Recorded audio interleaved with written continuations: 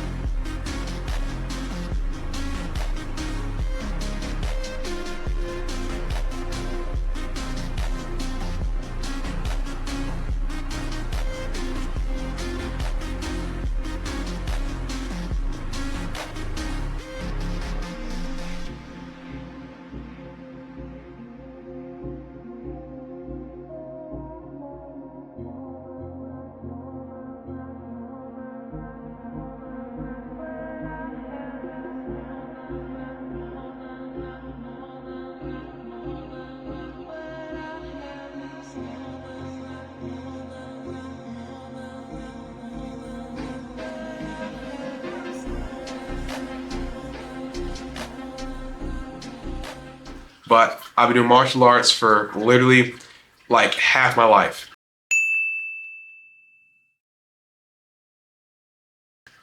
And I got into Jeet Kune Do, it looked cool, Bruce Lee style, whatever, and I started to do it.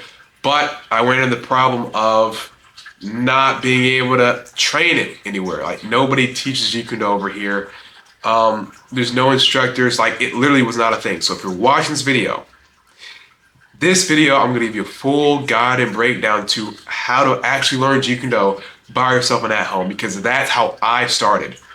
I started for years by myself, no help, no guru or instructor to help me, just training and learning by myself at first.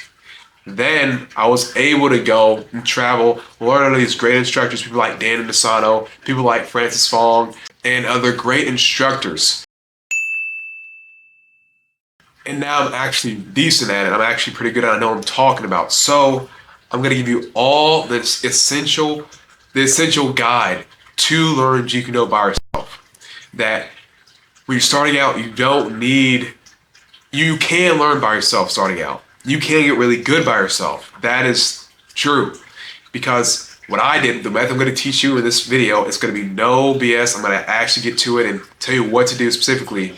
And no, it's not gonna be like an AI video. If you go and look up guides like this of how to learn martial arts at home, it's always an AI video of some very vague stuff of train your mind, meditate, run, do forms. It's like, no, we're gonna actually get down to the nitty-gritty stuff you should be doing if you wanna actually learn Jeet Kune Do. Because if you really wanna learn it, like I did, like I really wanna learn it bad and I had nobody to train under, the stuff you do by yourself, that you can do, that you can get really good at, will get you so good to that when you do go to somebody else, you will actually be ahead of everybody else. That when I did go to other great instructors and great martial artists and actually had that formal training, I had all the basics down. I know what I was doing, and they could actually give me the advanced techniques. They could actually give me the advanced concepts, right? But if you wait until, let's say you wait a few years until you can finally get to an instructor or finally save enough money to buy some course, you're gonna be behind. Versus if you watch this video and you actually put in the work now, if you actually wanna learn it, and you actually do the research, you can get really good. You get really good to where realistically you can be efficient and practical and not have an instructor. If you want to learn self-defense and like actually protecting yourself, then you can get really good by yourself, free, no equipment, to where you can defend yourself. But it does take practice, it does take hard work. If you want to be great, or like a great martial artist, and Bruce Lee, Bruce Lee might be an idol of yours and whatnot, then this is the foundational step. Bruce Lee trained harder than anybody. Like, that's the thing, and that's the first thing is, if you want to be great at this or just anything, all of the effort happens when you're alone, by yourself. Training at the house, like that is where the hours of greatness are put in. You don't get great by going to the gym. You get great by putting in the hours of work when you're not at the gym. And so this is a very foundational video, because you need to do all these steps in this video, because if you want to get good, this is going to have you better than everybody else. So we're going to get right into it. This, like I said earlier, this video is specifically for people that want to train Jeet Kune Do, but they're by themselves and they're at their house. That's what this is for. And preferably, if they are a little new, you might have seen or watched videos of Bruce Lee, Jeet Kune Do, maybe read a book or two, but you've not trained an instructor, you've not had any actual formal training. This video is for you, and it's going to help you a lot. Right now, it's literally almost, it's 3 in the morning. I don't know if you can see that. Let's see. It's 3 in the morning. There you go. And I literally wanted to make this video for you. I'm at work and I still wanted to make this video because it's going to help you. That's how much I believe in this type of stuff, because I was like you. I was the one searching up how to learn Jeet Kune Do, because I didn't live near anybody. I was a kid. There was nobody to teach me this stuff, and so that's why I'm here. I've had the full experience to train by myself, and then now I can train under formal instructors and get the actual critiques and everything that you're going to need to be good. That's why I'm shooting this video, because I've done it. I've trained by myself, and now I'm actually good enough to actually give you tips and to help you from both a young man perspective of trying to learn by yourself, and then also from the formal training side of stuff I can actually tell you that you probably wouldn't think of.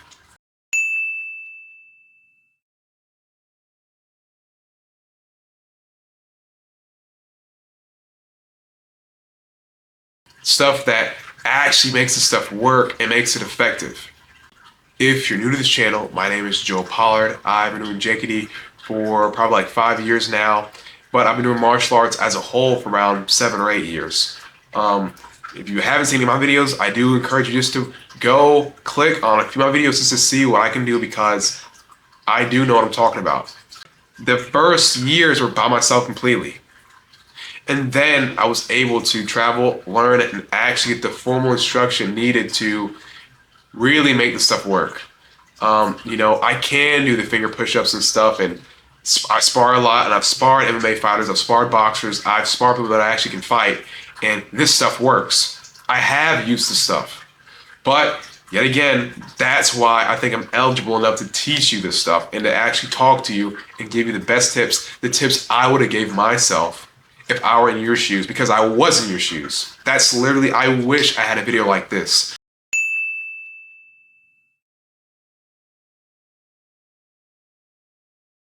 Like I mentioned earlier, if you're just trying to get like efficiency, effectiveness, and actually how to fight, then most stuff you can really learn by yourself in this video, but most stuff you can do at home by yourself.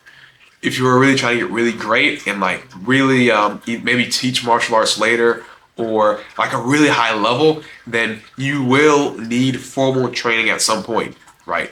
And I'll stop right there. I know you might be thinking, wait, really? I was the guy who thought, well, if you really train hard enough, you can really do it all by yourself. And there is some truth in that. You can get, from my experience, you can get really, really good by yourself with no formal training. If you really put your head down, you work, and it's really, you're passionate about the stuff, you can get really, really good.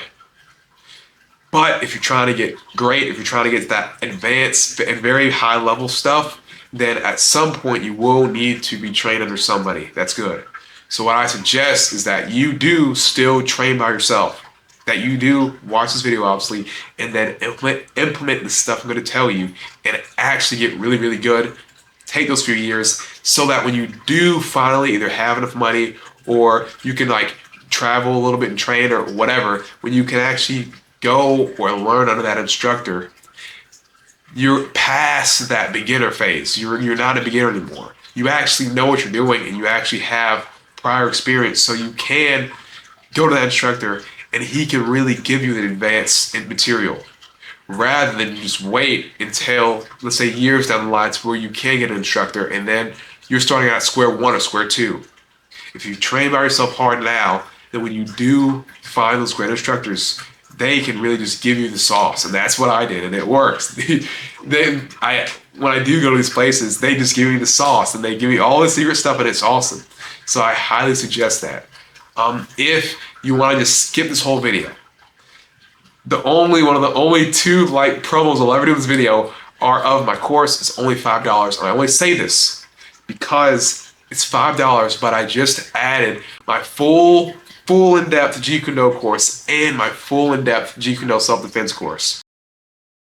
So with these two courses alone, this is probably like at least 100, 200 videos of this type of stuff, but of the actual technique, explaining how to do it, when to do it, how it's effective. Hundreds of videos of this for $5.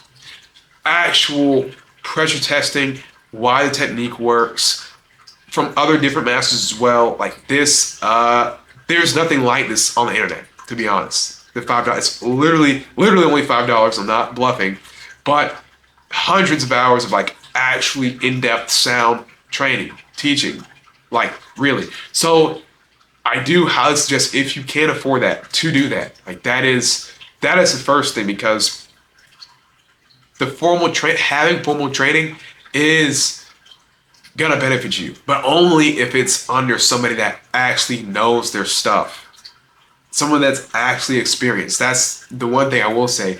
If and when you do or can go to somebody to train, do not waste your time on the guys that have been doing it for a few years, that kind of know their stuff, no. If you want to learn Jeet Kune Do, Wing Chun, or like a martial art that fascinates you or a martial art you're obsessed about, go to the experts. Save up your money, go travel, do whatever you gotta do, go to the experts. You will not regret it. That's what I did. I'll talk about later how you should approach training with other people, but now I just go straight to the experts, because it's such a waste of time to go to guys that really don't know what to talk about. Go to guys that teach karate but never been in a fight. Go to guys that just don't know their stuff. But then when you go to guys like Francis Fogg, like Stephen Smith, these legends that know their stuff, that are just greats, it saves you years of bad training and bad technique. That's the thing, that it saves you years. I literally, my first private lesson with Francis Fogg, Stephen Francis Fogg, he's awesome, I love him, he's awesome. After that first private lesson, I came away and I was like blown away that in this one few hour private lesson with him, he gave me so much expert in-depth knowledge that this saved me literal years. I thought about this like it was crazy. Like if I never had that first lesson with him, it would have took me years of grinding hard work, years, to start to understand and learn those concepts by myself. So I cannot stress enough, whatever art you really want to learn that's like you passionate, go learn from the expert. That's one thing Bruce always said. If you want to learn any style, go to the expert. Don't waste your time with the other guys or the mediocre guys. Don't do it. And since I've been to the experts, that's why I do promote stuff like my course, because I teach all that stuff in there. So, like I said, I won't plug it too much, but if you want to skip this whole video, just go to the link in the description, my $5 course. Like I said, I added a lot of new stuff on it. It's only $5. You're not going to regret it. Yeah. But if you can't afford it, that's what this video is for. If you're young, that's exactly what this video is for, because I still want to help out. So the first official step in learning Jeet Kune Do is you really have to understand the mindset and the philosophy of Jeet Kune Do.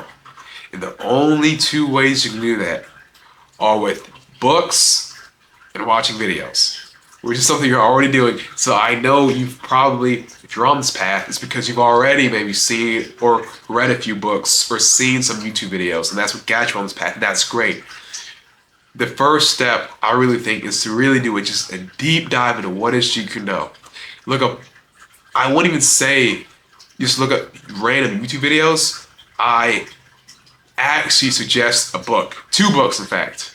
And one I have right here is the book that started it all, really.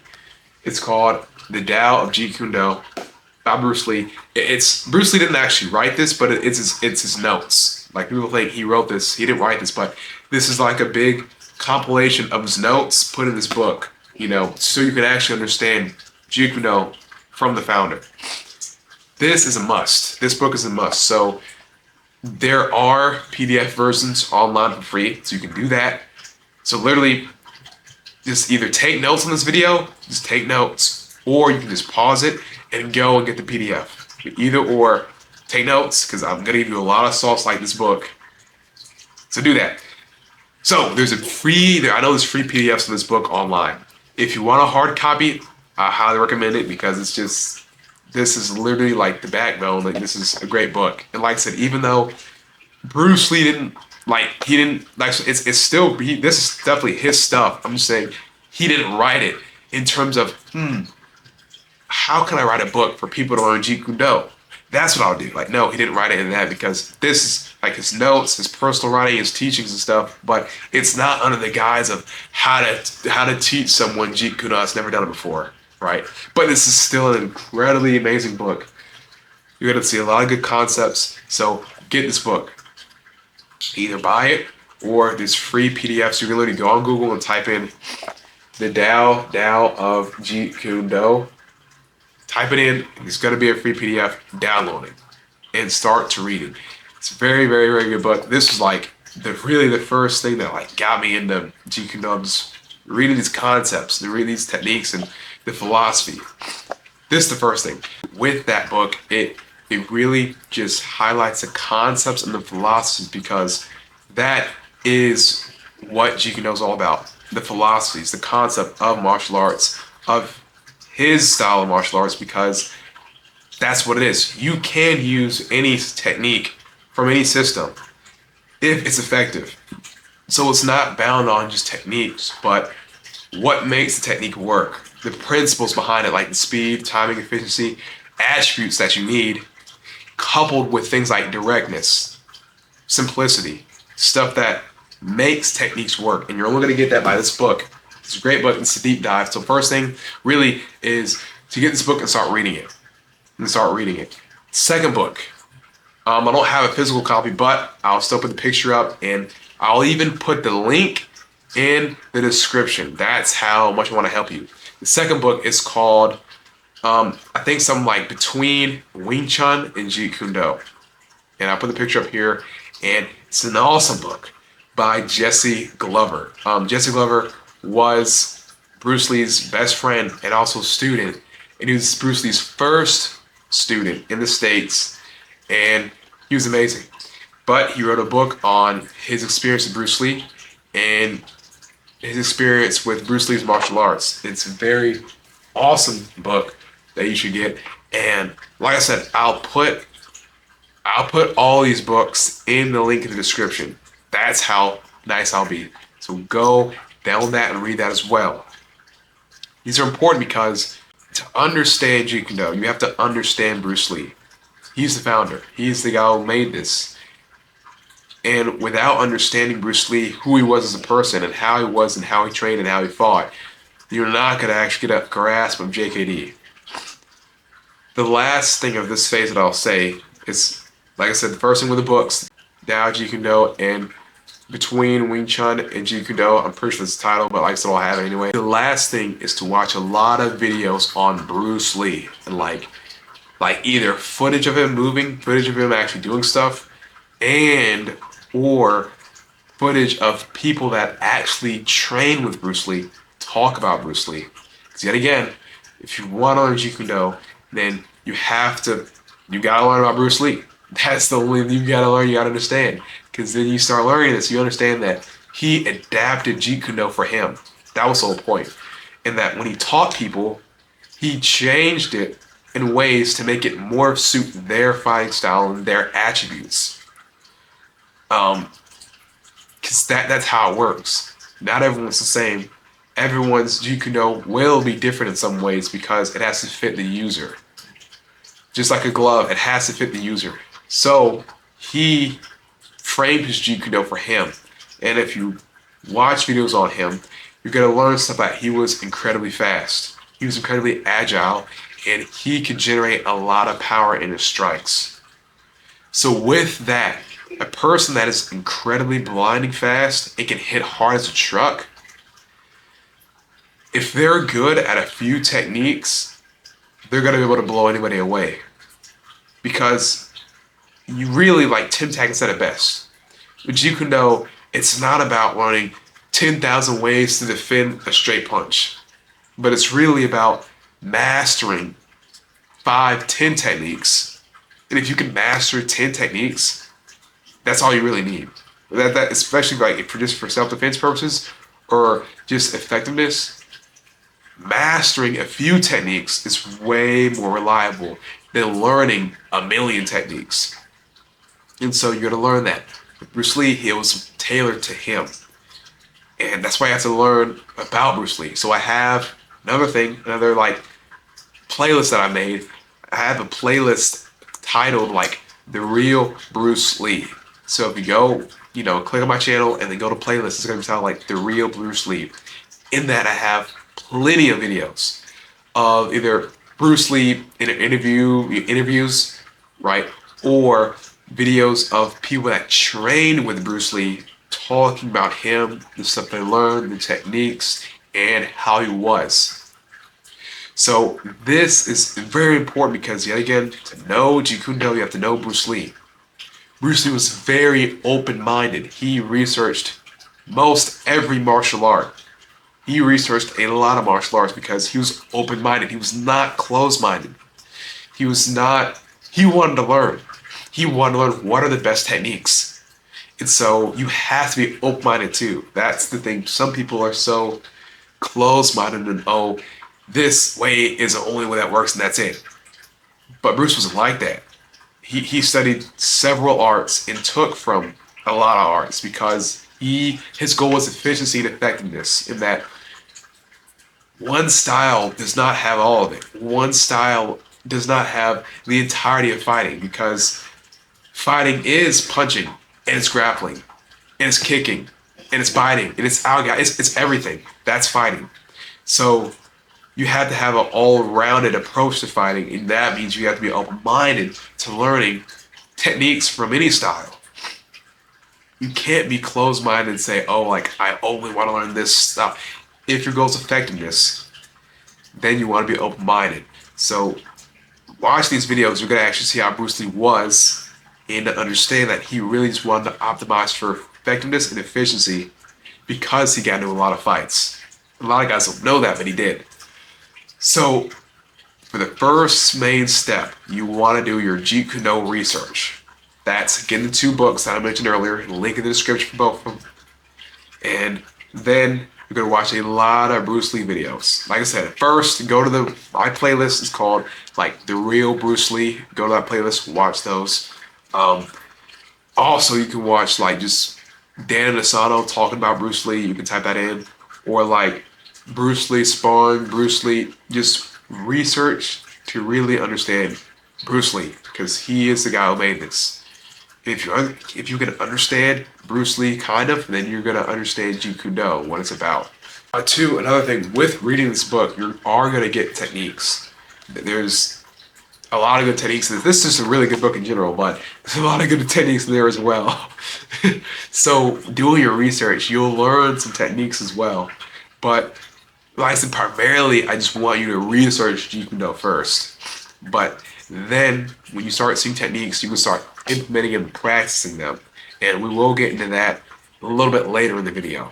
Like I mentioned earlier, there's a big emphasis on mastering techniques versus just learning a bunch of techniques. What I mean is that the techniques, when you first start going through this book, or just you've probably seen some, like, honestly, you've probably seen some straight lead videos, finger jab, like stuff like that, because you're watching this, so you've probably seen it. So when you're starting out, you want to master these techniques. What I mean is that you gotta slow down, take a few techniques, and train those over and over and over and over again. I mean, like hundreds or thousands of times. What it's gonna do, it's gonna give you the attributes you need to make those techniques successful. Like I said, you don't need 5,000 techniques to defend a straight punch. You really only want 1, 2, or 3 techniques to defend a straight punch. And then train those a lot. So that's all you need. So whatever techniques you are trying to learn right now, I want you to video yourself doing them and try to practice perfecting them. Watch your flaws, see if there's any openings in your technique, and practice doing it over and over again. Because, yet again, for effectiveness, you don't need a million techniques. If you have 10 awesome techniques, you're going to win most fights. You're going to beat most people up, even if they are trained. That's just how it is. So, yet again, whatever techniques you're doing, you should be maximizing for speed and power and making sure they're not telegraphed. Now, some techniques, they are going to be telegraphed just by the nature. Like if it's some sort of spinning kick, it's going to be telegraphed by some nature. But, your goal is to try to cut it down as much to where it's as fast as possible. For any straight strike or whatnot, yet again, you should not be telegraphing. If you know what that means, all it is like whenever you do punch, it's to not pull back and then punch, but rather punch, go straight to the target first. That if I pull back, it gives you time to react. Because yet again, if I do this, it's a slower punch. It literally gives you time. Even if it's a fast punch like this, that was kind of fast, but this pullback motion lets your brain see I'm going to hit you, and then you move out the way. So that's why if the guy's trained, it's not going to work. That's why whenever you're practicing strikes, any striking like punching or kicking, preferably punching, that you want your stuff straight line and you don't want to telegraph at all. You want to go straight to the person. And with training, like I just said, of training a lot and perfecting it, you can get extraordinary power through not telegraphing. That's why you want to train your stuff a lot and try to master these techniques you're learning rather than doing 50 reps of one technique and then go on to the next technique. You want to take a few that you're learning and really just lock down on those few. Only train those few techniques. Train them in different scenarios, but get as many repetitions as you can with them. That's what makes them effective. That when you're learning the straight lead or jab or cross or the finger jab or the leg obstruction or side kick at the knee, when you're learning any of these techniques, if you do it well enough, that technique can end the fight right there. That technique can knock the guy out right there. It can stop it right there. It's just all on how you do it and if it's done proper and if it's done correctly. So that's why I stress you want to take a few techniques and you want to just train those over and over again for thousands of reps until you've really felt like you've got a good understanding of the technique. You've kind of mastered it. It's easy for you to do now. You don't have to think about it. It's muscle memory. And your technique is good. That's why I said you should video yourself doing them and see, oh, that doesn't look, that's funny, that's weird, and try to get the speed, try to, be able to do it fast, but also get the power. Also, if you have a heavy bag or any bag, a standing bag, anything, to be able to hit that and to try to generate as much power as you can, using your whole body, hips, shoulder, the leg, using everything to get enough power in it as well. Because yet again, with any of these techniques, if you do them with great form, you only need 1 or 2 techniques. especially if you have the right timing and you intercept. That's all you need. That's it. That's why I really stress you want to really get good, and especially for defensive techniques like parrying. You want to practice that. Still practice it a lot because, yet again, you don't want to have 10,000 things to use to defend a straight punch. Then you should practice that a lot, so that when the person punches, you don't have to think about it. You just move. That is a very big thing. A lot of guys, a lot of newbies, they go and hit on the bag, and they hit the bag just to hit the bag, just to do stuff. You shouldn't do that. You should go whenever you hit the bag, whenever you shadow box. You should actually have a plan of, okay, I kind of want to work on these few techniques, and then you're just only gonna do those few techniques until you've got them down, until you really okay, I got this now. This is easy. And that's how you get really good. That's one of the secrets of getting really good, is by literally just trying to master the technique before moving on to the next technique. And 95% of martial arts don't do that. They just learn technique after technique. No. Try to master it before you go on to the next one. If you do that, you're gonna be really good. And like I said, it doesn't have to be one technique at a time. It can be a few, but to really put an emphasis on getting really great at those techniques. I'll tell you a story that Stephen Smith told me, and Stephen Smith was Jesse Glover, his best friend. It was Jesse Glover's best friend. Like I said, Jesse Glover is and was the best friend of Bruce Lee and also his first student. But Stephen Smith is also a world-renowned great martial artist of his own right. And he also happened to be best friends with Jesse Glover. And so he has a lot of great stories of Bruce Lee, Jesse Glover. It's very interesting because, like I said, Stephen Smith is a great martial artist in of himself. But he told me that, to make a very long story short, one of Stephen Smith's masters is Fook Young, and Fook Young was one of the teachers of Bruce Lee, but he was also a legendary martial artist, very great. And when Bruce Lee would come to learn under Fook Young in the States, Fook Young would show him a few techniques, a few stuff, and then Bruce Lee would go back home, train, to where that when he'd come the next week, Bruce would already had the technique mastered. So just think about it. When Bruce would go to learn under these people like Fook Young, Fook Young would teach him stuff, show him stuff. Then Bruce would leave class, and when Bruce came back, he had the technique mastered, so much so to where he had modifications to make it better. That's why Fook Young said he loved Bruce Lee, he liked him, and that was one of his favorite things about him, is that he cared that much. How would you feel if you taught somebody, if you're teaching somebody, which just happens a lot, because I teach, it happens a lot when you teach somebody stuff and you give them everything and it's really good. And then come the next 2-3 times, they still don't even have it down. They don't know what they're doing. They still have not practiced, they're not putting in the work. It can be frustrating.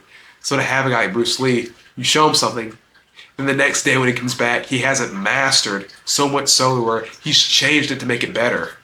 And say, oh, actually, from doing this, I want to actually bring your hand like this is actually better because I can pull in. That's how many times he's done it. It's because that Bruce Lee, when he went home, he literally did it thousands of times with people like Jesse Glover, did it thousands of times to get it perfected.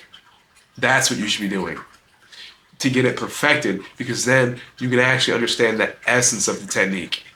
Why are you doing this technique, and what makes the technique work, right? Is it like a punch? And if so, if it's a punch, well, is it a straight punch or a hook? Because a straight punch will be faster to the target, and it's going to be less telegraphed. Meaning, I don't have to pull my body back, and I can go straight to the punch. It's going to be harder to see. With a straight punch, I can intercept the guy now. If the guy motions to hit, I can beat him with the punch already and hit him in the face. Right? Why does technique work? And then how do you generate power? Right?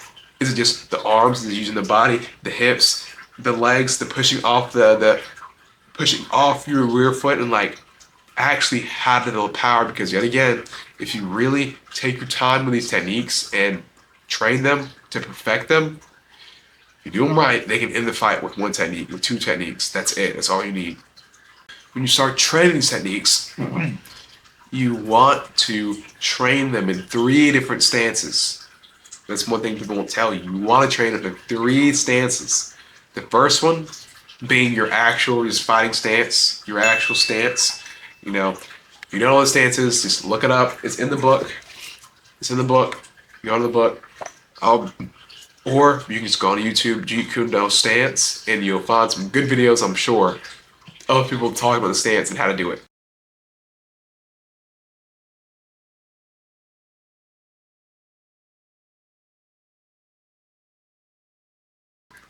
So do that. Practice one from the stance. Let's just say you're doing the straight lead, the Jeet Kune Do straight lead like this, bam. Then one, do the straight lead and your stance. You gotta get your stance and practice it. Do like 100 reps from the stance, as fast as you can, as hard as you can. If you have a bag, hit on the bag. If you don't have a bag, you can't afford a bag. One thing that I do, and it's something that Bruce taught his students because Bruce used to do, is you get a sheet of paper and you can like have a string or tape. I use tape and tape it on like a door frame in the middle of the door frame, or just tape it up basically where you can hit it and it's about your head height. So that's a great technique too. That's one thing I do, especially at the station if there's not a bag. I'll just get a piece of paper and either tape it to the ceiling, tape it somewhere to where it's hanging and it's around your face height and you can hit that. It helps get the snap power in the punch so that when you punch, everything pops and it really is effective. So you can do that. So use that and practice the punch yet again from your stance. Then practice the punch with no stance. If you're standing there and go into moving in the punch, standing with your arms down and going into the punch. And you can experiment standing with your arms like straight down or having one foot slightly in front of the other one and experiment with that. And then practice the same technique in that stance. Then for your third stance, you're gonna have your hands up like you're talking to someone trying to de-escalate the fight, right? Like, hey, okay, I don't know, and then bam. Hey, okay, I'm right here, I don't want to fight, bam, and then practice from that. And I'll give you sauce right now. One thing that I do with the stance that I use of when I'm trying to de-escalate, fights or whatever, I'm not trying to fight, I'm always talking like this. Hey, my hands being, if this is my center, my hands are along my center of the body like this. I'm talking here because, hey, from this position, I can finger jab easily. I can straight punch easily. My hands are in the center of my body so that if I see them try to move, try to punch, try to grapple, my hands are already here in the center to punch. Yet again, if they try to grapple, my hands are here to frame and to be able to sprawl and be able to divert the takedown. And also if they're here, if he swings, now I can deflect and punch at the same time. And my hands are all in the center. That's one thing. I did a really good video on center line.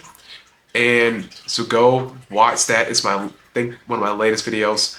But yeah, talking about why you should protect your center. And that's one thing that I do and implement and teach people because it works. It's very effective. Having your hands, when you're talking to the guy you don't want to fight, in the center. And two, if I'm standing up, my right leg would be in front slightly. So like I'm really in a stance, but it doesn't look like that. So I'm okay. So bam, I could do something. Hey, okay, bam, I could palm strike, I could punch, I could do any technique. I could kick from there too. That you want to practice all the techniques you're gonna do from those 3 stances.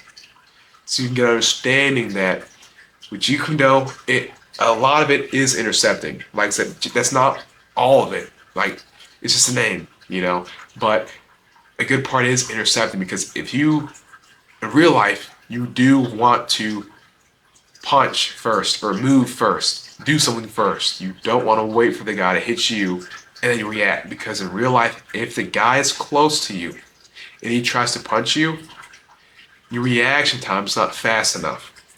If he punches fast, he will hit you first.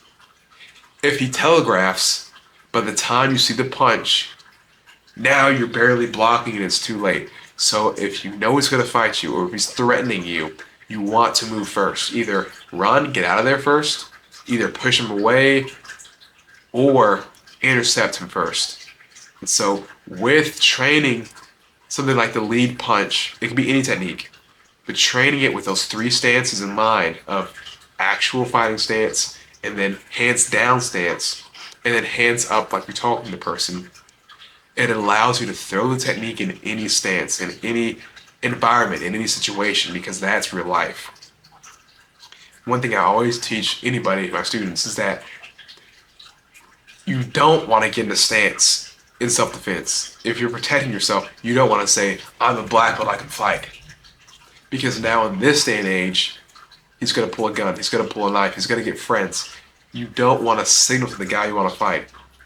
So in real life, I'm talking to that, okay. And if he moves, I'm already hitting him in the face. If he moves, it's too late. That's the thing. When you train with these 3 stances, and you have the understanding that you do want to move first, if you have to, obviously you don't want to fight, but if you have to, you do want to move first. Training these 3 stances will have your techniques to where they don't see them coming, to where it's formless, to where suddenly you explode on the person and that's it. That's what you really want. If you've done any research about Bruce Lee and his fights, because he's had a lot of fights, then you're going to realize that most all of them ended in a few seconds. Most of them. Because he was so fast, that was it. And that's what you should want to be. This is a good part of the video where I can actually give you 2 bonus books, 2 awesome bonus books that you're not going to regret. And like I mentioned with the other ones, I'll try to link them, but if not, you can also look up the audio version too. And for this first one, it's a very good book, and I have the audio version, but it's titled Wrath of the Dragon. And it's a book on Bruce Lee's fights. All of Bruce Lee's real documented fights. And my friend, you're going to want to watch or read that or listen to that. I have the audio book. But also in that book, it's awesome, but it talks about Jeet Kune Do, what is JKD, and how Bruce kind of came to terms with what is it and when he changed it and that type of essence. So it does talk about Jeet Kune Do and what it is, but it also has very, very, very awesome and good stories about his fights. And you start to see a pattern with how he fought, how he was effective in that. Yet again, a lot of his fights were just fast. He just went in and ended it very fast. Like I said, he was able to just close the distance, hit him, and that was it. With the fights that he was actually moving around or sparring, or it actually was like a prolonged fight, where then you could actually see more of the style, him actually using a stance, moving around, working combinations and all that stuff. But for the real life self-defense part, his real life street fights were just very fast and over in a few seconds. Now it's because he moved first, he was fast, he didn't telegraph, and he could hit really hard. The second bonus book is this one right here by Paul Vunak, titled Rat Fight. Rat Fight is so funny. But rat stands for something, so read the book, it stands for something. But pretty much this is Paul Vunak's book of his Jeet Kune Do fighting system that he taught the Navy SEALs. So if you don't know who Paul Vunak is, you can look him up. But Paul Vunak is one of Dan Inosanto's best students. And like I said, Dan Inosanto learned under Bruce Lee. But very incredible. Paul Vunak, literally, the SEAL teams found Paul Vunak and said, hey, we want you to train us how to fight. Because Paul Vunak is one of the best fighters in the JKD system. He's had hundreds of fights. And so much so where he literally taught SEAL Team 1 hand-to-hand combat self-defense and literally taught them Jeet Kune Do. And so this book, he pretty much gives this is a very good book for a beginner because he gives like pretty much the most effective Jeet Kune Do techniques and tactics in this book.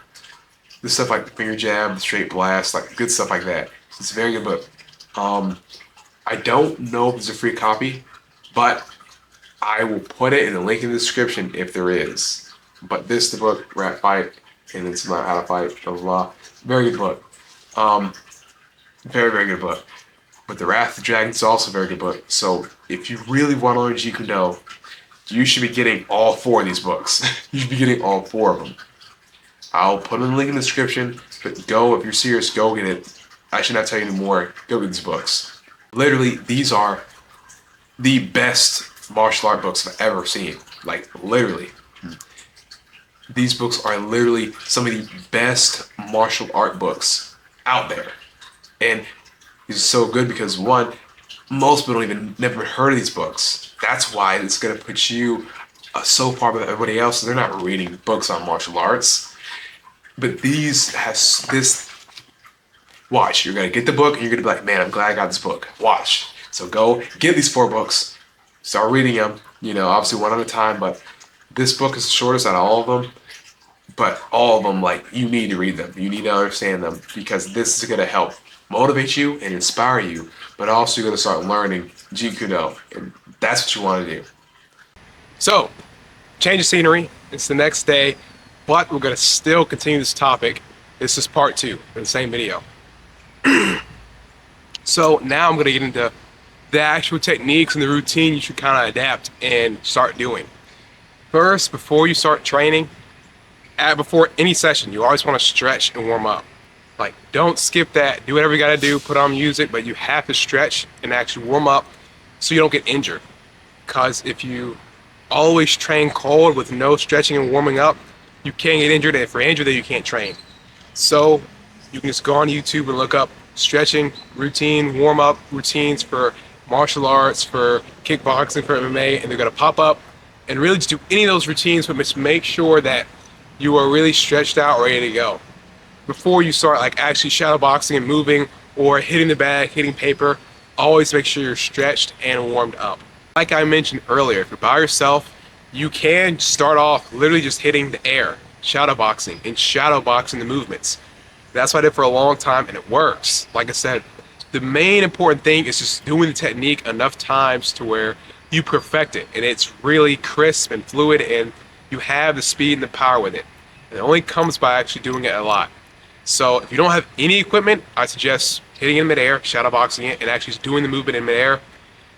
And then getting a sheet of paper, taping it up somewhere to where it's hanging down in front of your face, and practice punching your finger striking, you're hitting that. Really focusing on getting that pop. And that way you can kind of still work on your power because you'll be able to feel what feels more powerful, what feels stronger, and be able to work on your technique like that.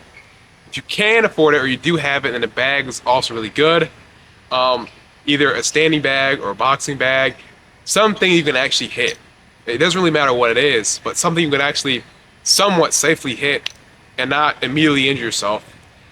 And that way you can practice all your techniques, because you first do want to hit them in midair just to get the feeling down. Then you transition to the bag to get the power. If you have a bag or the sheet of paper, it's important, yet again, you're not just hitting the paper or hitting the bag just to hit it. You're not just doing random stuff, and you literally are saying to yourself, okay, I want to work on this lead punch, the cross, the hook, okay, and that's my goal, is to work on that to get better. And then you work on those things, you know. I see a lot of guys, they go and they spend an hour at the boxing gym, but they do random stuff, so when they leave, they're not any better. Versus if you take an hour of your time and actually dedicate it to training the skills you want to achieve and a few techniques, you're gonna get really good. So now I'm gonna get into some of the techniques that you want to start training. If you have one of the books I recommended, then especially the Tao Jeet Kune Do, you can start by looking at that book and just looking at techniques you want to learn. That's literally how I started. Just interesting techniques. The book's very good on. The book is very good on like illustrating what techniques work and why they work, why they're effective, and the principles you need to use them. So yet again, the Tao Jeet Kune Do is really good. If not, I'll tell you a few techniques, but the main thing is just find something you want to do, find something you like, a technique that interests you, and a technique you want to get good at. So for the first one, it's the Jeet Kune Do straight lead.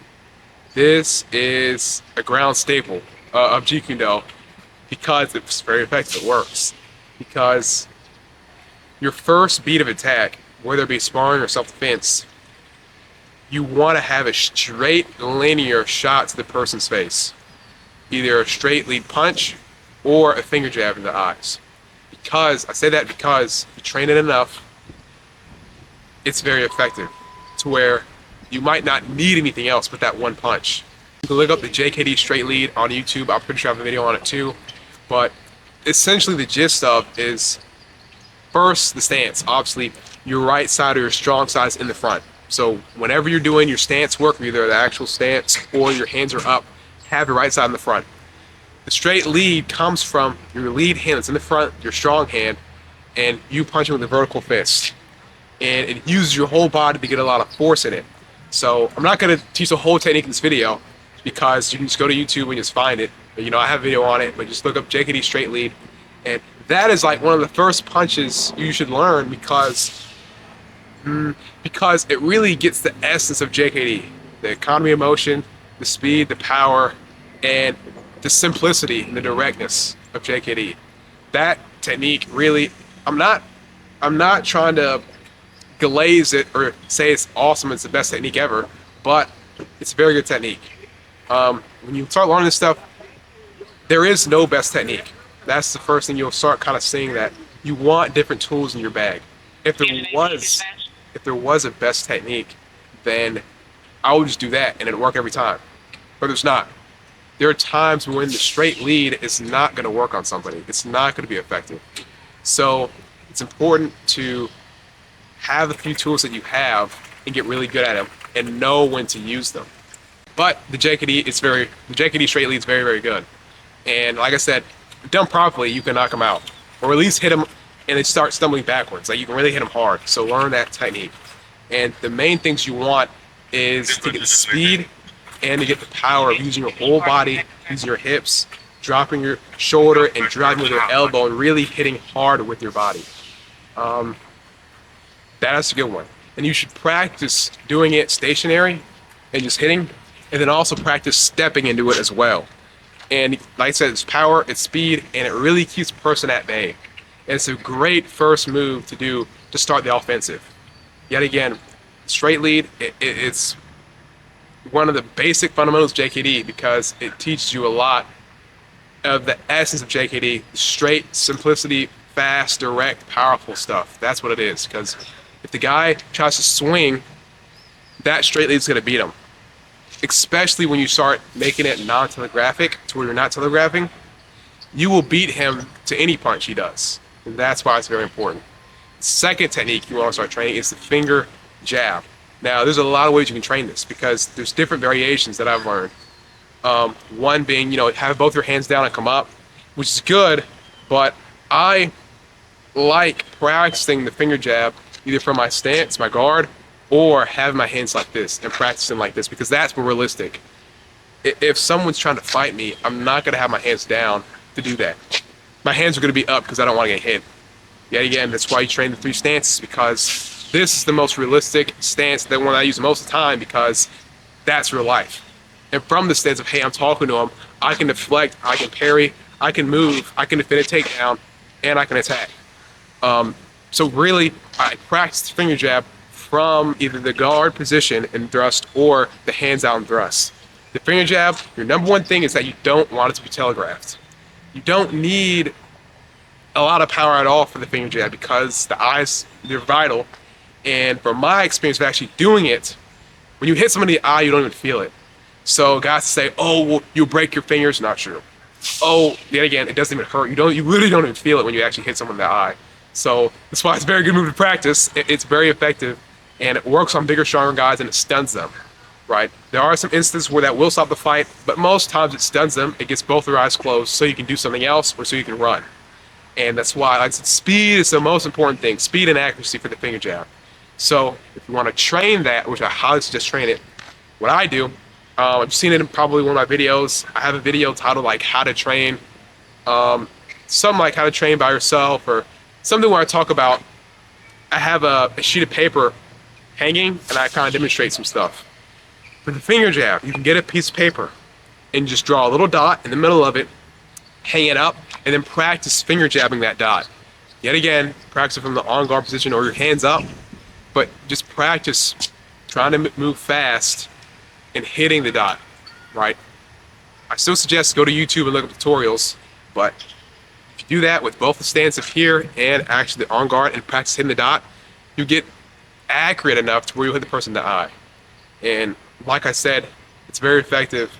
But when you practice it and you get good at it, then I want you, after you practice, you can hit the dot, like consistently.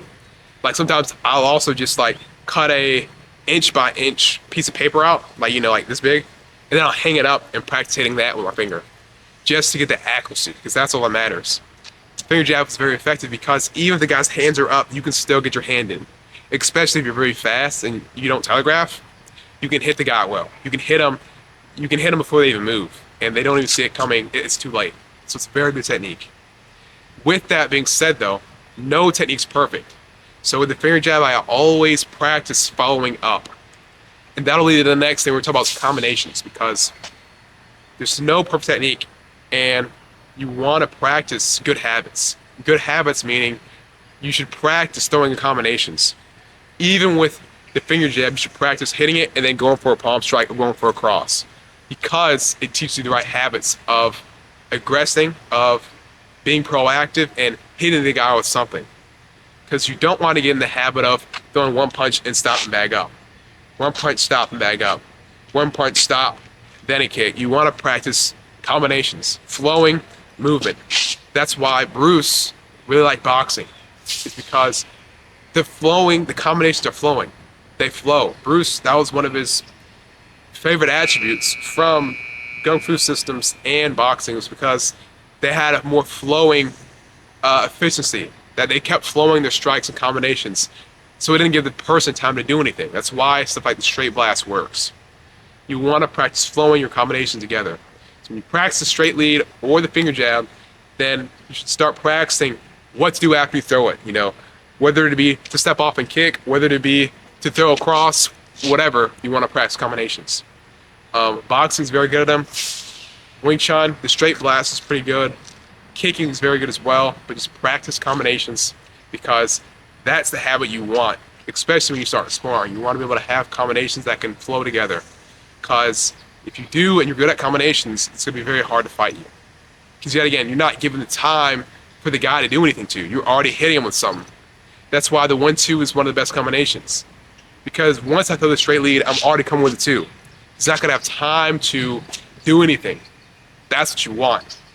My personal preference, I like throwing the finger jab and then a hard palm strike. And that's the next thing we're going to do, is the palm strikes. Because for me, if you're practicing punching, one thing you have to do, if you're practicing punching, but for self-defense, for real life, you have to condition your knuckles. You have to. When you punch somebody in the face, punch them in the head, it's hard, it hurts. So you have to have conditioned knuckles to do that. Or you can resort to only finger strikes and palm strikes, which are very effective in their own right. Yet again, finger strike, as long as your hand is bent, you're not going to break your hand. So still look up videos on it. It's very good. And learn yourself and educate on the finger strike, the finger jab, and the eye jab. But you're not going to hurt your hand much if your fingers are bent. In the palm strike, you can hit very hard and not hurt your hand because your hand's open. So if you're not going to condition your knuckles, that's what you do. If you want to condition your knuckles, the best, easiest way to do it, that way that I do it, it's not by hitting a tree, it's not by hitting the wall, it's not by hitting rocks, which some of those are decent methods. The best way is, if you have a boxing bag, start hitting it without gloves. Now, disclaimer, if you're new to doing that, don't start out hard hitting the bag, because you're going to hurt yourself. Start out soft with like light to medium contact, but that's going to teach you how to punch correctly. And it's going to teach you proper wrist alignment. It's nothing we'll talk about, because a lot of guys, you start training this stuff, if you start doing vertical punches, they'll say, oh, that's the wrong way to punch. Oh, you'll break your wrist. Oh, you know, you never punch the bottom of your knuckles. Never do that. Always top 2, always top 2.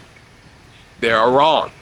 I've punched incredibly hard with straight lead on people and on the bags. I've not hurt myself. It doesn't hurt, because I understand proper wrist alignment. Thing is, if you were punching horizontally, you want to have a horizontal fist with the 2 knuckles hitting.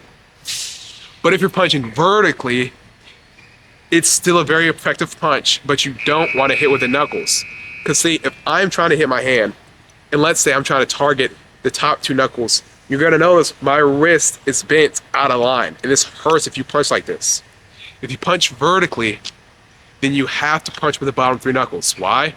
Once I do that, you see my wrist is aligned, it's straight, it's hard. It's stiff. You're not going to hurt your wrist hitting vertically. You hit with the bottom three and you condition. But yet again, it doesn't matter how you punch. If you don't condition, it's not going to work. You got to condition your knuckles by hitting the bag. But that's what I tell everybody. If you're punching horizontally, yes, you want to hit with the top two. Yeah, horizontally that works because it aligns the wrist. It's straight. If you're punching vertically though, you have to tilt your wrist up a little bit and hit with the bottom three. Because tilting it up like this, it makes it straight again. It makes it hard, so you're not going to hurt yourself. You can't punch with the top two knuckles on a vertical fist. You're going to break your wrist. It's going to hurt, because I've hurt my wrist punching wrong, and that's how you do it. So if you really are trying to condition your knuckles more, you can start out with wraps, wrap your hands, and then hit the bag. And then once you get used to that after a couple, 1 or 2 weeks, however much you train, depends however much you train, but once you get used to it, then you can take the wraps off and start light and then work your way up to hitting hard, because that's what it's like hitting a person. It's going to be hard, it's not going to be soft. That's too why it's important if you're punching somebody in real life, you want to aim for the face. You don't want to aim for the head. Any part of the head, it's very hard. It's very hard. You don't want to do that. You don't want to necessarily punch for the mouth because, yet again, you'll hit their teeth. It's going to hurt. It's going to scrape your hand. Preferably, nose is very good. Nose sucks. Nose, either the eyes, finger strike, or the chin, either anywhere on the chin. But yet again, you don't necessarily want to hit the mouth specifically because you can scratch your hand on their teeth. So that's what I say. The nose is very good though. The nose is a good target. The nose, the jaw, the cheek is fine, and the eyes. Really, the main part is to not hit the head and the skull because that's very hard. If you hit it with a closed fist, it's gonna hurt a lot, and you might break your hand because that happens a lot. That's why with my lead hand, I train a hard, straight lead, and it's very hard in its condition. With my rear hand, I do a lot of palm strikes because I don't condition my left hand like that. I really don't. So if I throw a hard cross, because I can punch decently hard, I'm gonna hurt my hand. I don't condition my left hand like that. So I do a lot of palm strikes hard because when you learn how to do a cross properly, that's the next technique you should learn, is a cross slash palm strike. It's the same mechanics. It's the same turning the hips, driving with the legs, and really rotating your torso. Like you're throwing a ball, like that's the thing I want you to imagine. When you're doing a cross, imagine throwing a ball. And you really, when you're throwing a ball, it's a lot of the hips and the torso, and it's a shoulder turn. That is what gets the rotation, and that when a baseball pitcher throws, it's the torso, the hips, and then the shoulders. That's the motion you need with your cross. And then you start practicing that, bam, of using the torso, the hips, and the shoulders to really drive that force. That way, you're going to get a very, very hard cross, a very hard one that can really hurt, and it works. That's why I do an open palm strike when I do the cross, because I can punch very hard with it, and if I do a closed fist, I don't condition, it's going to hurt, and I can break my fist.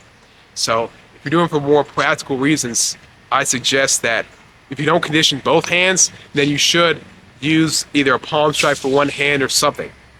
Right? That's why my strong right hand is like really hard. I condition it, and it's good for the straight lead. My left hand, I use an open palm strike. So like I said, the cross is a good one. Look up videos, boxing tutorials of how to do the cross, and train that. And then, like I said, if you don't condition this hand, use a palm strike. It works. It's very effective still, and you still get a lot of good reach with it. A tip I'll give you right now, because you're watching this video.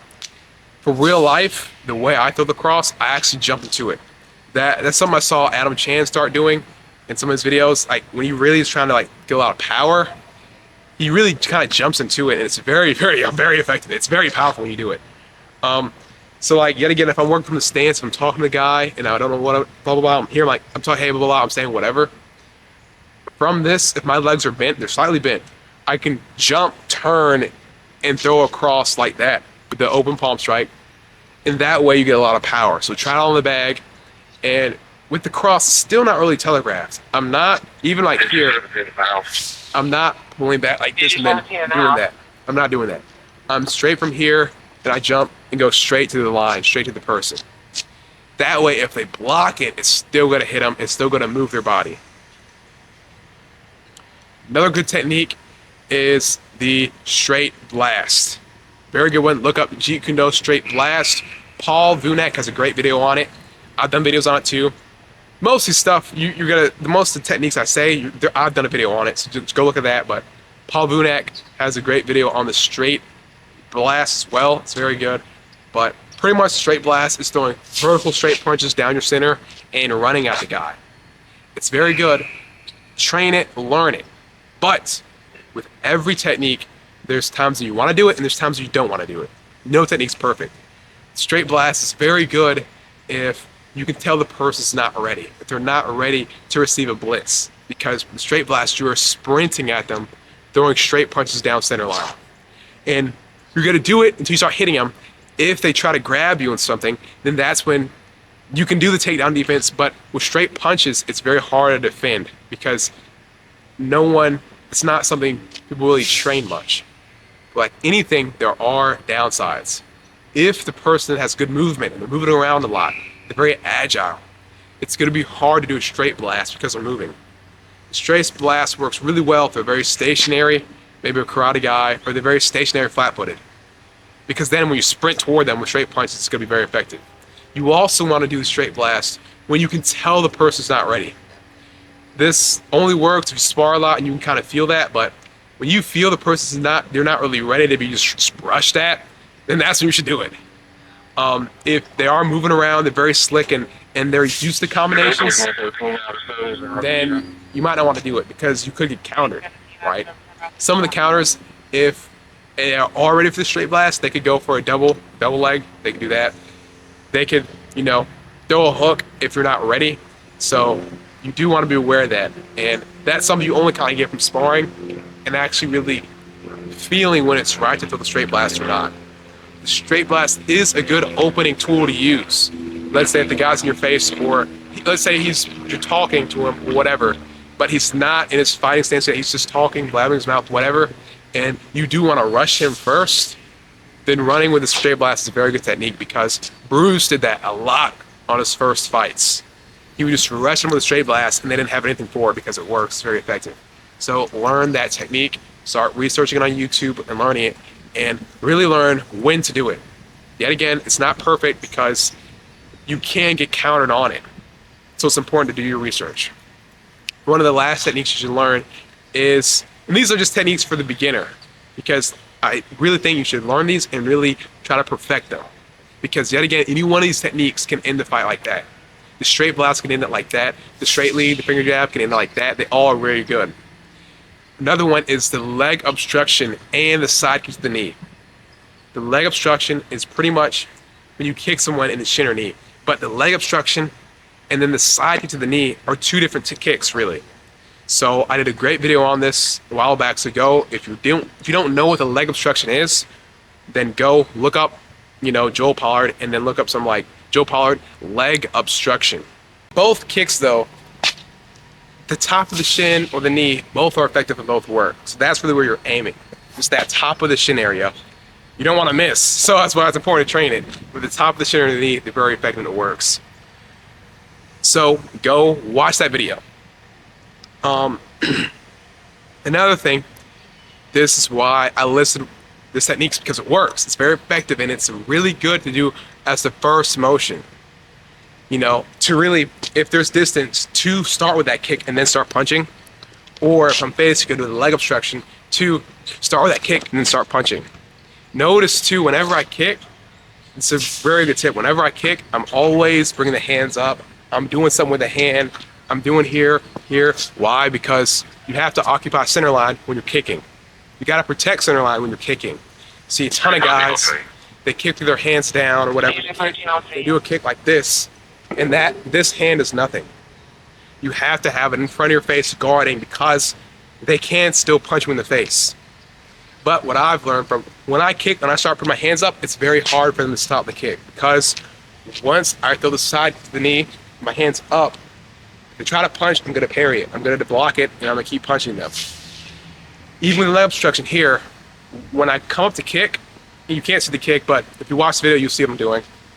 I come up with a kick, I'm bringing the hand up, either to grab their hand, or really to distract them, so I can kick the leg and then start punching.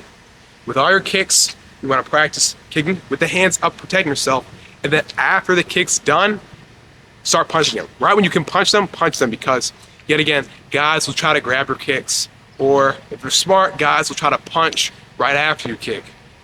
But yet again, you don't want to give them time to do anything. You want to have your hands up, kick, and then start punching right away. Therefore, they can't stop it. That's a very good kick. Those two kicks are very good. And yet again, you can add them to your combinations as well. So those are the striking techniques I want you to, if you're new and you've like not really trained much at all, JKD, then definitely master those techniques first. Yet again, it really helps you understand the essence of JKD, the straight, effective, linear shots that are powerful, that are fast. Those are important. So if you can get those down and you can master them, it's going to be very hard for the guy to do anything. And that's one of the essence of JKD, of non-classical Kung Fu. It's because you want to overwhelm the guy so they can't do anything. That's the whole thing. If you have a very straight, fast lead hand, you're going to hit them. Especially from close range, they're not going to have time to react. If you have a fast and strong side kick to the knee or leg obstruction, it's going to be fast, it's going to be hard to see, and it's going to be strong enough to stop them. And yet again, any one of those techniques can end the fight in that just one technique and that one move. So train it a lot and train to master and perfect it. Now, once you start getting those good techniques and you've like really kind of got really good at them, master them, make sure you can do them very fast and very powerful, then trapping is another good thing to add to your arsenal, but only after your combinations are good and fluid and strong and fast. Then you want to start adding the trapping. But the trapping is very effective, but that's why I put it after learning these techniques first, so you can understand the trapping. Because a lot of guys, most guys on YouTube that do JKD or Wing Chun don't know how to trap effectively.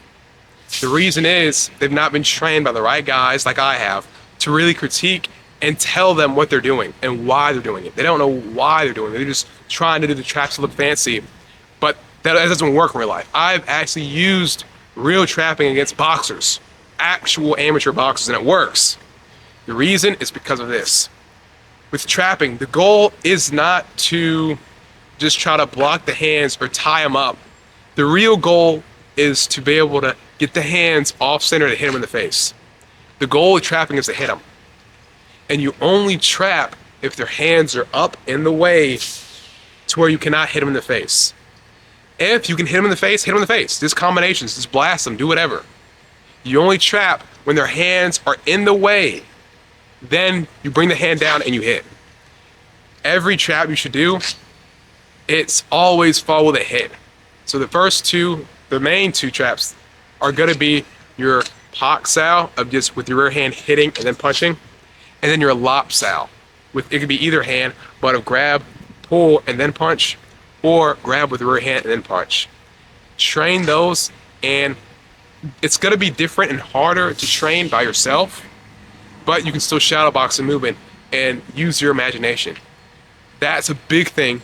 You can do a lot of this by yourself. You just use your imagination and imagine the guy throws the jab and you slip or you parry and then hit.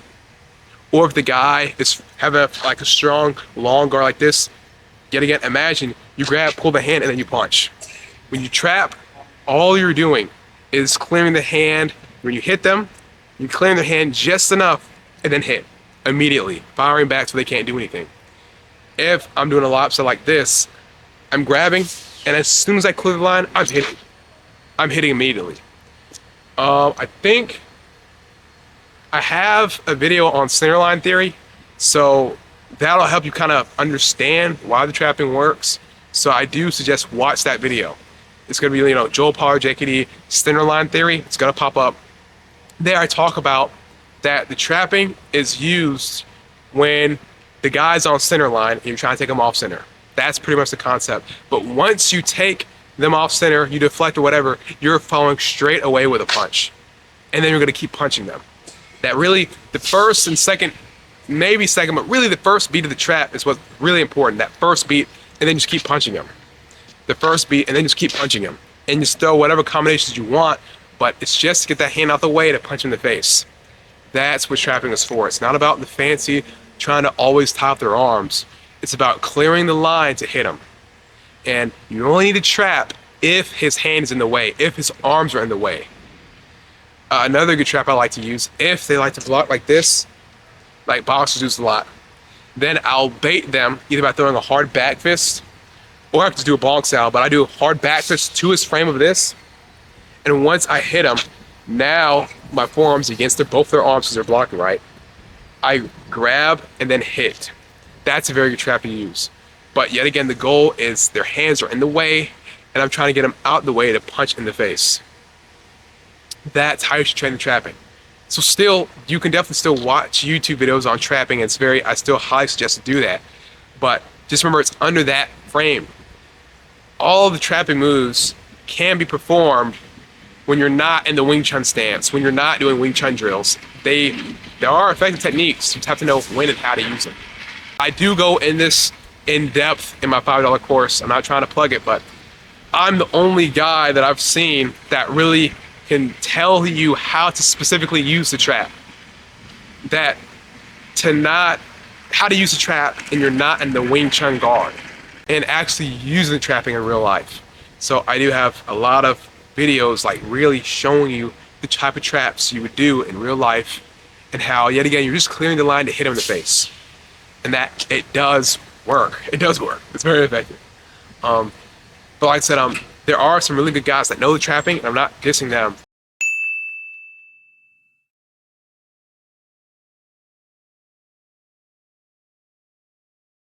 They are very good, and they understand.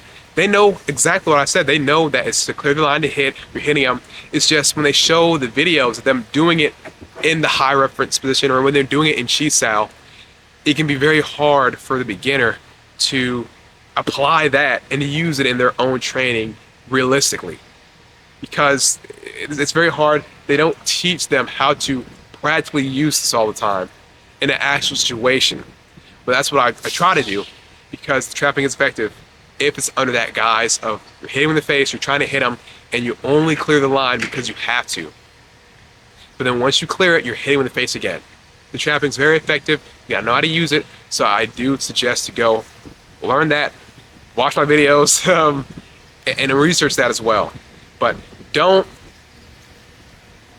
it's great to train it, and I still like training it, and it's very effective. But yet again, there's no one best technique.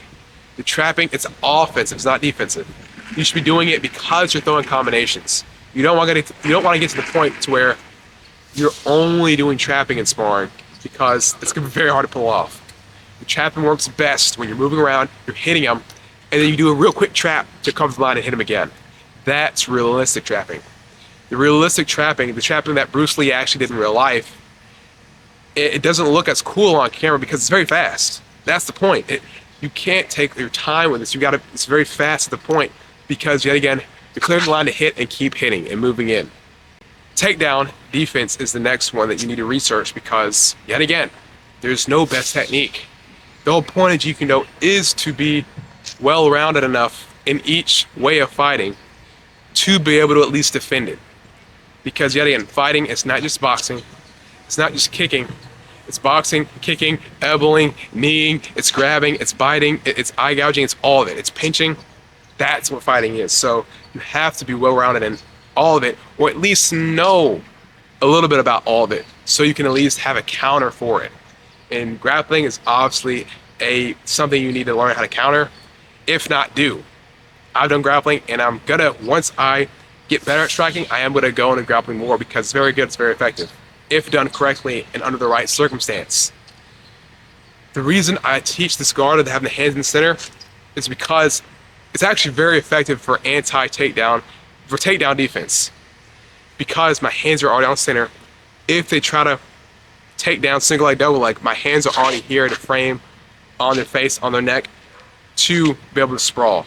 So you should learn how to sprawl, look up, research that, and you can just watch wrestling and anti-takedown or takedown defense videos to really understand what to see when you're fighting the guy, when they try to grab you, to be able to see the takedown coming and to be able to sprawl, to be able to move your hips away. It's very important stuff. You should definitely learn it. That's why the straight punching is very effective, because with my elbow on center when I punch. If they try to grab me, it's already there to be able to do takedown defense. That's why straight punching is very effective. That's why the straight blast is very effective, because once I'm punching like this, if they try to grab me, I'm already punching in the face. If they try to divert for the legs, I can shift, I can move my legs back and keep punching them, but also frame off their face and actually move my legs back with my hips and sprawl. That's another thing you should be learning, is takedown defense. But this is after you've learned decent striking, decent trapping, because in my opinion, striking is a little bit more important than grappling, because with striking, you can end the fight in one punch, in one kick, in a few fast moves, in a few seconds. You can end the fight like that. But with grappling, you can't end the fight that fast. You have to grab them, take them on the ground, take their back, and then pull a choke. And the guy's fighting you, it's gonna be longer. You can't do it right away. My camera just overheated, so I had to take a break, but takedown, defense, learn it. That's pretty much the gist of that part. Look it up, YouTube it, learn it, and train it. And all these things that I've said in this video, you can train by yourself. You can shadow box it, you can work on the bag. And anti-takedown defense is the same way. It's literally practicing shadow boxing, punching, and practice just going for a sprawl, getting your legs back, framing off the face. I mean, you can just do that by yourself. Once you've practiced all this by yourself as much as you can and really try to perfect it, especially with the striking techniques, really get them fast, get them powerful. That's your goal, get it fast and powerful, and really get it proficient. Try to perfect it. Once you do that, you do want to either have a friend or have somebody you can start training with, because you can get really incredibly good by yourself, but you need someone to like actually test this stuff on. So what I suggest, have a friend or a buddy that you're close with that doesn't mind helping you out a little bit, training, either holding pads or specifically doing some drills with, either trapping drills or a little light sparring, a little light kickboxing sparring with, to help actually use your techniques and movement against a real person. But if you can't do this, there's another next best thing. It's called virtual sparring. On YouTube, there's a bunch of videos you can look up. You go to YouTube, type in virtual sparring. There's a lot of videos you can watch, and that actually help your brain work the same pathways, the same muscles, the same mindset of actually sparring someone in real life, fighting someone in real life. So I suggest, if you don't have a partner yet, this is something you can do right now. It's virtual sparring. You look at the video, and all you do, and I've done it before, is just have it on the TV or place your phone up somewhere and play the video and actually move and actually react like you're sparring. Yet again, warm up and actually take it like you're actually sparring the person, because you seeing the person move and you practice reactions and hitting, it works all the same stuff. So when you do actually spar people or fight, you already have those reactions programmed in you, and it comes out and it works. So literally, you can set up the phone, play the video. It could be like kickboxing or boxing, and you actually move around, move back and forth, react to them, and see the punches coming, and try to defend, try to deflect, try to punch and intercept. It works. It really does. That way, when you do translate and move to where you can spar somebody or train under somebody or whatnot, you have those reactions built in you. If you don't virtual spar and you don't spar at all, it's going to be very hard for you to pull off your stuff in a real-time environment under actual stress. That's the thing. In real life, if you're hard sparring or fighting, it's stressful. And if you're not used to that, if you've never done it before, it's going to be very hard for you to do and be able to perform under that pressure. After that, I do suggest, though, you get a partner. Someone, you either go to a boxing gym to just be able to spar, or you need to start incorporating some light sparring. Keyword light. Please don't go all out. If you're new to this, we're doing it for 1 or 2 years, you don't need to be going all out. You need to be going light and fast to work on your technical, to see the punches coming, to actually be getting used to moving and punching and seeing a guy in front of you trying to move and hit you too. It's very important. So if you have a friend, you can light box spar, light kickboxing spar. Of course, all you need is gloves. You can do shin guards as well, and go light, even kick light. And practice leg kicks, kicks to the body, side kicks, all that good stuff. But yeah, again, the goal is light. Also get headgear.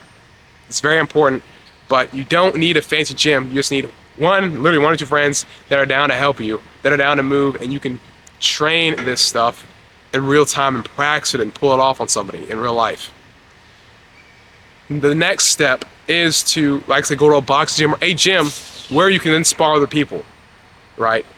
And you don't have to do this right away. Like I said, this is why I said more at the end of the video, because you want to protect the techniques first. But then you want to be able to go to a boxing gym or a kickboxing gym somewhere that not necessarily teaches JKD, but where you can actually test your stuff against actual other martial artists that are good. And you're going to notice that once you get these techniques down, it's going to work on everybody. It really is. But notice the sparring aspect is crucial, because you have to be able to pull your stuff off in an actual sparring environment where the guy is trying to actually hit you as well. It's very important. Your movement, you're going to be able to work on your movement, because movement is very important to all these skills and techniques, to be able to move your footwork. And it's just hard to get by yourself. And so that's why it is important. But even at your stage right now, you can still practice moving around in footwork by yourself. But that's the more realistic part, is that if you're sparring somebody, or if the fight does go longer than a few seconds, you gotta be able to move, and you want to be able to move. So, I know if you're watching this video, then it was like a few seconds ago I was talking in a field somewhere or whatever, but now it's been several hours later and I'm getting off work and all the crazy stuff happened, and so I'm back talking about this. And so I have to remind myself what train of thought I was on, because a lot of stuff happened. But I think also about sparring, the importance of sparring, because once you get the techniques down, mastered, and perfected, you do start sparring so you can actually pressure test your stuff. That's a big thing. There are two ways to really pressure test your stuff, and that's with sparring and that's with scenario training. Both are very good, and that's why sparring is very good, is because you just can find what works with the movement, with aliveness, and with actual pressure against a person actually trying to win. That's why sparring is important. That's why good scenario training is really good. That, I will say, is a little more advanced. You need a good partner that can actually put on equipment and gear and can actually go all out in that scenario to actually portray what a random street thug would do to you, and you actually defend and went on and do stuff.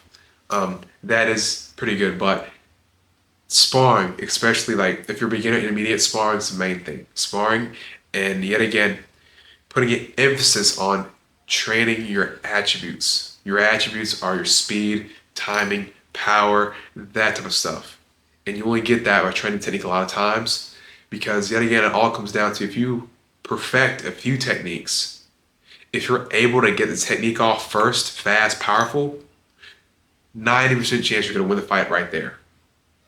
And that's why sparring is good, but sparring is not what a real fight is like necessarily. Because like I said, with sparring, you're moving around like this, you're coming in and out, it's fun, and you can kick, you can punch, whatever.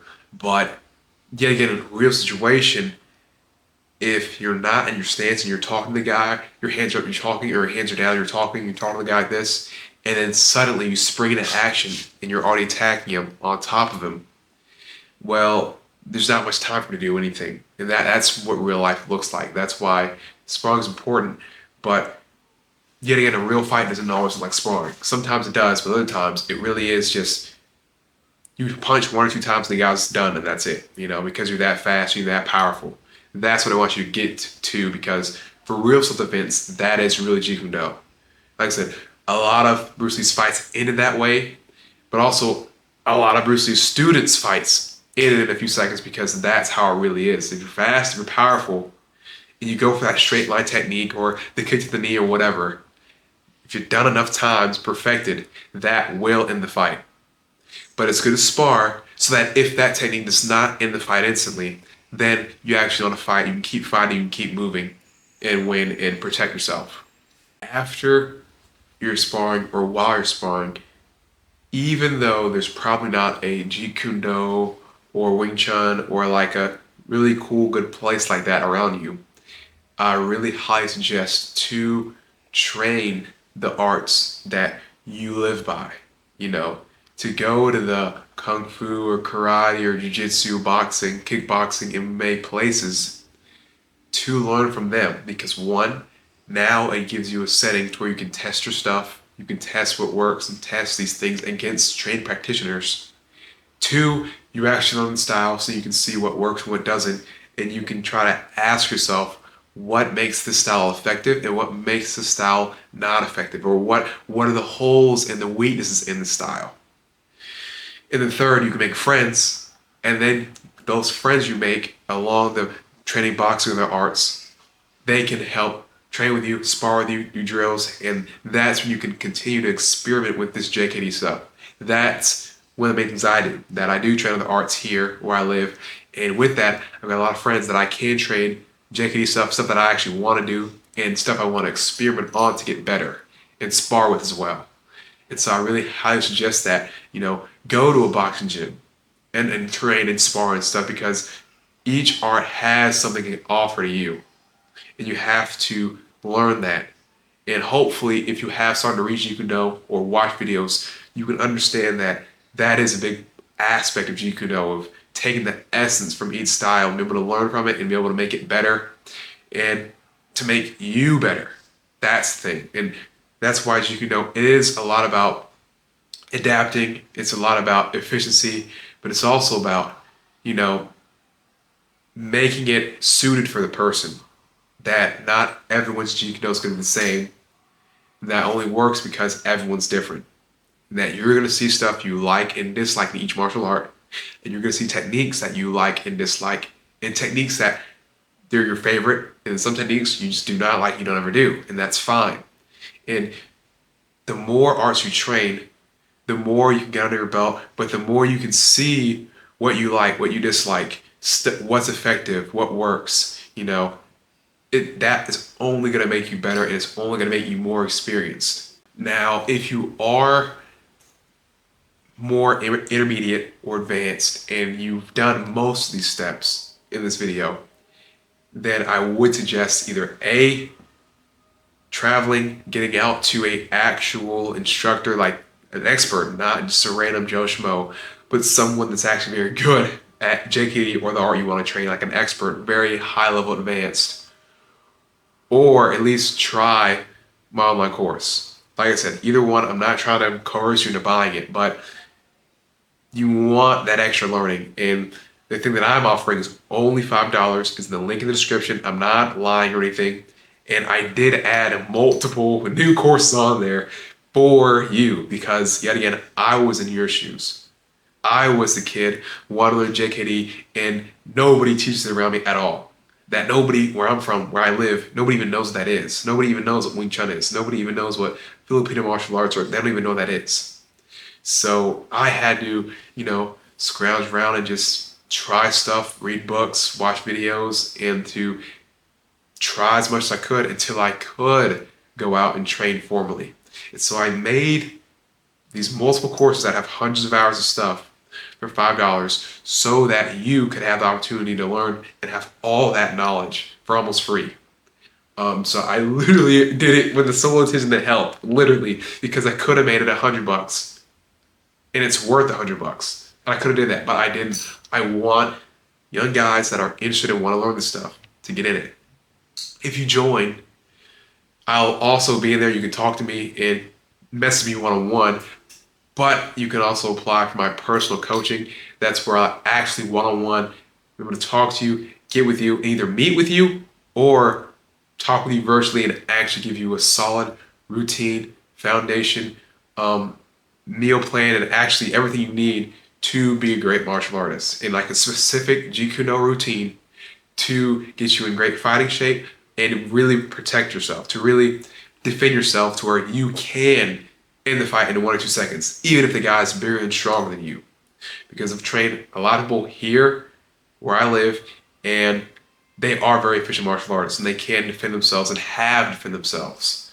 So, with that out the way, thank you for watching this whole video. If you're new here, subscribe. If you're all the way at the end of this video anyway, subscribe and Put a comment down below if you enjoyed this or you like this or this helped at all. With that out of the way, I'm Joe Pollard. I will see you in the next video. Peace and keep training. Take care.